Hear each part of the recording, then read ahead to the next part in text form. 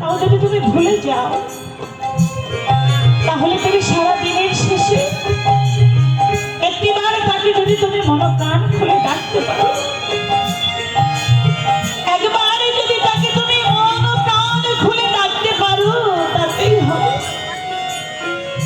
তাহলে তোমার সাধন ভজনের আর দরকার হবে না। মনপ্রাণ খুলে একবার তাকে ডাকতে হবে। এমন বাস্তব বিজ্ঞান সম্মত কথা এর আগে কিন্তু কেউ কখনো বলে। ধর্ম ধর্ম মানুষের মনের ক্ষুধা মেটায়, পেটের ক্ষুধা মেটায় কি বাবা? পেটের ক্ষুধা মেটায় না। পেটের ক্ষুধা মেটাতে গেলে কি করতে হবে? কর্ম করতে হবে। তাই তো ধর্ম এবং কর্মের সম্মিলিত ধর্ম এই মতুয়া ধর্ম। আমরা যদি এই ধর্মের নামে দোহাই দিয়ে আমরা যদি সবাই মিলে ভিক্ষা করে বেড়াই, তাহলে কি হবে? একটা সময় এই পৃথিবী অচল হয়ে যাবে, যাবে না? আর আমরা যদি সবাই মিলে ভিক্ষা করে বেড়াই, তাহলে ভিক্ষা দেবে কাকে? তাই তো আমার দয়াল হরি বলেছে, হাতে কাম মুখে নাম,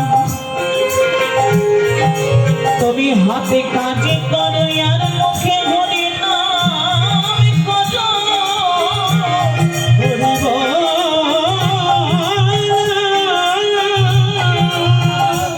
তাই তো মানব জীবনের যে স্তর কটি?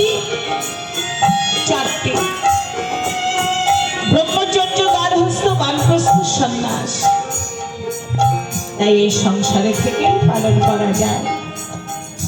আমার দয়াল হরি নিজে আচরণ করে হাতে কলমে এই জীব কুলকে শিক্ষা দিয়ে গেছে।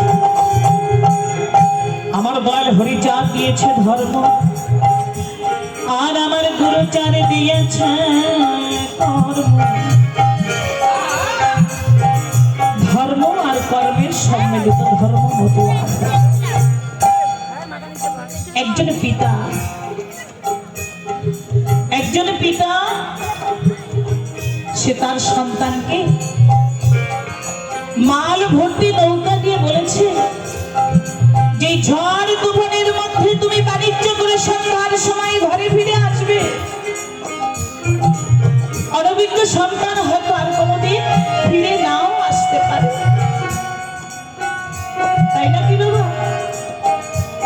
বাবা যেভাবে তাকে বাণিজ্য করে ঘরে ফিরে আসতে বলেছে, সেই সন্তান হয়তো আর ফিরে নাও আসতে পারে। তাই তো আমার গুরুচাঁদ কিন্তু সেই উপদেশ দিয়ে ক্ষান্ত থাকেন। আমার দয়াল হরিচাঁদ, আমার দয়াল গুরুচাঁদ উপদেশ দিয়ে ক্ষান্ত থাকেননি। তারা কি করেছে? আচরণ করে জীব কুলকে শিক্ষা দিয়ে গেছে।